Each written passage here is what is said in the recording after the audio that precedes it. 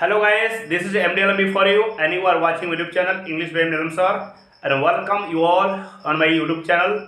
Thank you very much for watching my videos. So guys, आज का जो topic है इट्स वेरी सीरियस टॉपिक और इसको बिल्कुल केयरफुली सुनेंगे क्योंकि इससे आपका लाइफ चेंज हो सकता है and it's a very common thing for our life and for doing every work we have to face this things. किसी भी काम को करने के लिए हमको इस चीज़ से फेस करना होता है. So let's see this topic and the topic is hesitation. आज का टॉपिक है hesitation का because we have got lots of comments from the students that this ask that yes sir we have all the knowledge of English spoken, we have all the theories, we have all the knowledge of grammar words but we are not able to speak. कुछ लोगों का comment ऐसा है कि sir हमें सारा knowledge है, grammar का नॉलेज है और ये वर्ड्स पावर भी है but we are not able to speak. बोल नहीं पाते हैं, क्यों, कैसे? सो गाइस क्लियरली इस चीज़ को मैं बता दूं कि ये बात सिर्फ इंग्लिश बोलने तक नहीं है बल्कि if are going to do any work first time so definitely you can get hesitation, you can get some problems. अगर हम किसी काम को फर्स्ट टाइम करना शुरू करते हैं तो स्वाभाविक तौर पे हमें कुछ हिचकिचाहट होती है, कोई हिचक होती है, कोई झिझक सी रहती है या फिर हमें उस काम को करने से डर लगता है या फिर we can feel same there, we can feel hesitation there. हमें हिचक होती है कि कैसे करें, गलत हो जाएगा, सही हो जाएगा. Sir initially happens natural, is obvious, ये स्वाभाविक है, नेचुरल है, ये कोई बीमार नहीं है या फिर ये सिर्फ आपके साथ नहीं बल्कि सबके साथ ऐसा होता है. मेरे साथ भी ऐसा हुआ था. बगैर उसको फेस किए भी आगे हम बढ़ नहीं सकते हैं. So it's common thing, it's happen to all. So इससे ज़्यादा घबराने की जरूरत नहीं है. ये सिर्फ आपका अपना नहीं है बल्कि सबका अपना में ऐसा होता है. अब यह है कि फिर इसको हम रिमूव कैसे करेंगे. फर्स्ट क्वेश्चन जी, what is hesitation.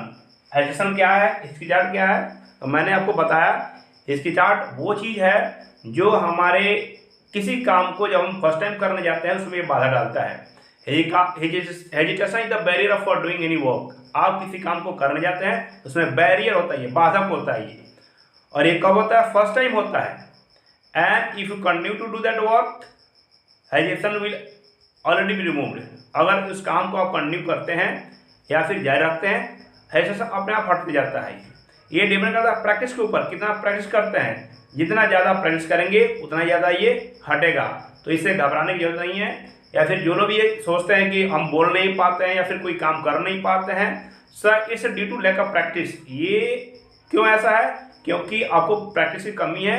I am not talking about only speak English या फिर only speaking language. If you are going to do any language, if you are going to do any work first time, definitely you have to face the hesitation, you have to face a problem, you have to face some just like such of activity you have to do.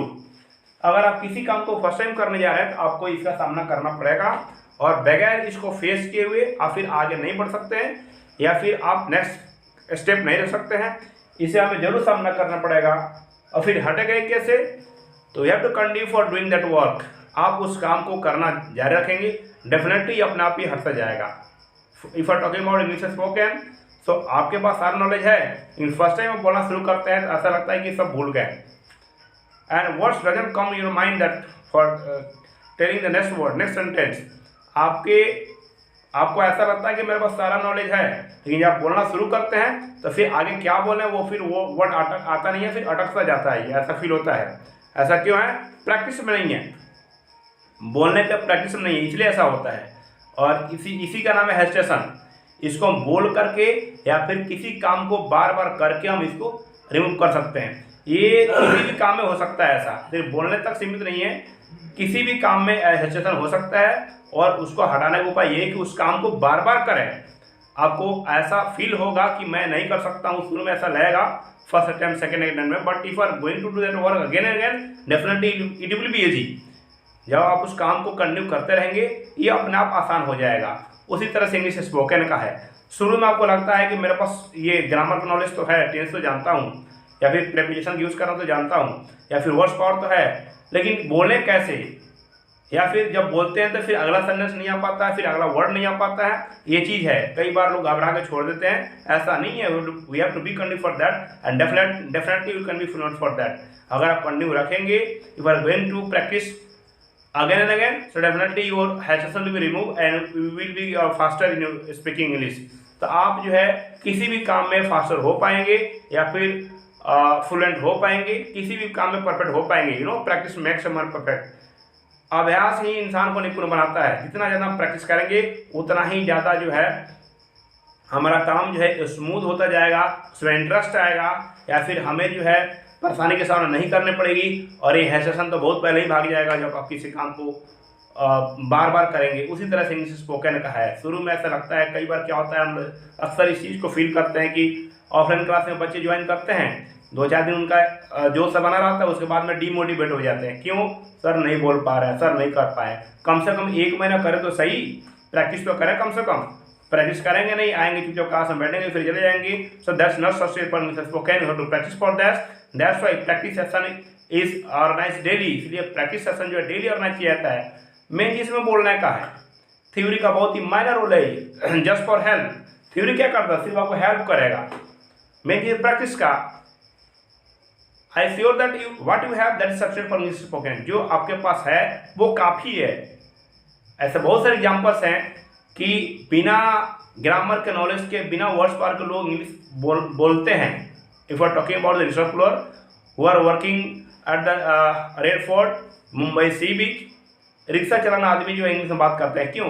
वो ना कभी school गया, ना कभी college किया, ना कभी dictionary को फॉलो किया, ना फिर ग्रामर को फॉलो किया। How is possible? ये ऐसा ही संभव हुआ कि उसने क्या किया, किसी इंग्लिश मैन को रिक्शा बैठाया और उससे बात करते करते ही और दिस करते करते ही स्टार्टेड स्पीकिंग इंग्लिश बोलना शुरू कर दिया। उसी तरह से हम भी ऐसा दिस दैट हियर दियर लड़खड़ाते बोलते बोलते हम भी शुरू कर देंगे। तो ये जो है ये इनिशियल चीज़ है और ये स्वाभाविक ऐसा होना है। इसको इग्नोर नहीं कर सकते हैं, या फिर बिना इसको किए हुए हम आगे बढ़ भी नहीं सकते हैं। कई बार लोग जो इसको समझते हैं, अरे ये तो खेल टाइप का है, कहाँ सही से बोल पा रहा है, इच की जगह आर कर रहा है, आर की जगह इच कर रहा है, दिस की जगह दैट कर रहा है। लेकिन ये खेल नहीं है, ये बेस है। ये आपको काम के करने का ये बेस है, इंग्लिश बोलने की बेस है। ये बेसिक कंसेप्ट है। जब तक इसको आप क्रॉस करेंगे नहीं, फिर आपका नेक्स्ट स्टेज नहीं आ पाएगा। ये कोई इस तरह से खेल टाइप का नहीं है। आप वैसा आप करेंगे, आप बोलते वक्त आपसे गलती होगी, आप गलत शब्द बोल सकते हैं, but gradually we can improve it, we can reform it, you can correct it. धीरे धीरे हम उसका सुधार करेंगे। कहा जाता है कि बोलते वक्त क्या होता है कि साउंड जो है ना, ये वोकल ऑर्गन से माउथ में है, उसे प्रोनाउंसिएट होता है वो। तो जितना ज़्यादा हम प्रैक्टिस करेंगे उतना ही ज़्यादा हमारा ये माउथ में जो ऑर्गन्स है, वोकल्स ऑर्गन्स है, वो उनका एक्सरसाइज होगा और लूज होंगे। तो जब वो लूज होंगे तो फिर हमें जो है पार्टिकुलर वर्ड्स को बोलने में आसानी होगी और स्मूथली हम सही से उसका प्रोनाउंसिएशन कर पाएंगे। सो डिपेंड करता है प्रैक्टिस के ऊपर। ज़्यादा से ज़्यादा प्रैक्टिस करेंगे। इसी तरह से हम ये how can you remove it? So this is the only solution that practice more and more. So in this way you can remove hesitation. Practice के बल पे हम किसी भी काम को होने वाले बाधा को हटा सकते हैं, हिचकिचाहट को हटा सकते हैं। कई बार क्या होता है कि ऑफलाइन क्लास में ऐसा होता है कि जब बंदे को सामने बुलाया तो कुछ बोलने के लिए लगता है कांपने या फिर पसीना आने लगते हैं। How is possible? ये इसलिए है कि उसने कभी प्रैक्टिस किया ही नहीं इस बारे में। तो कैसे हो पाएगा? निश्चित तो उसको फेस करना पड़ेगा ना। तो जब बोलते बोलते 5 दिन 10 दिन क्लास करते करते क्या होता है, धीरे धीरे फ्लुएंट हो जाता है और वही बंदा जो फिर से वो कॉन्फिडेंटली बोलना शुरू कर देता है।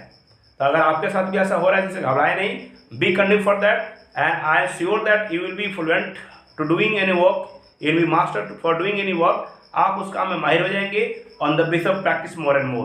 प्रैक्टिस मोर एंड मोर, ज़्यादा से ज़्यादा प्रैक्टिस कीजिए। This is the only one solution and there is no shortcut for English spoken. English बोलने के लिए कोई शॉर्टकट नहीं है। Practice more and more, this is the best solution and this is the only one solution. Beside there is nothing. अगर कोई कहता है ये कर लो वो कर लो, कुछ नहीं है। आप बोलने का प्रयास कीजिए, गलत गलत बोलिए ना, कोई दिक्कत नहीं है। धीरे धीरे कैन गेट करेक्शन। दो काम एक साथ नहीं हो पाएगा। या तो आप सही से बोल लीजिए या फिर आप स्पीड बढ़ा लिए। तो शुरू में तो सही से बोल नहीं पाएंगे हम, गलती होना स्वाभाविक है। धीरे धीरे initially gradually we can get correction in our talking, in our speech. धीरे धीरे हम उसको करेक्ट कर पाएंगे। आप चाहें कि दोनों काम एक साथ हो जाए, सही से बोल भी लो और स्पीडली हो, तो फिर पॉसिबल नहीं है। शुरू में गलती होगी, धीरे धीरे हम उसमें करेक्शन करेंगे और स्पीड भी धीरे बढ़ेगा।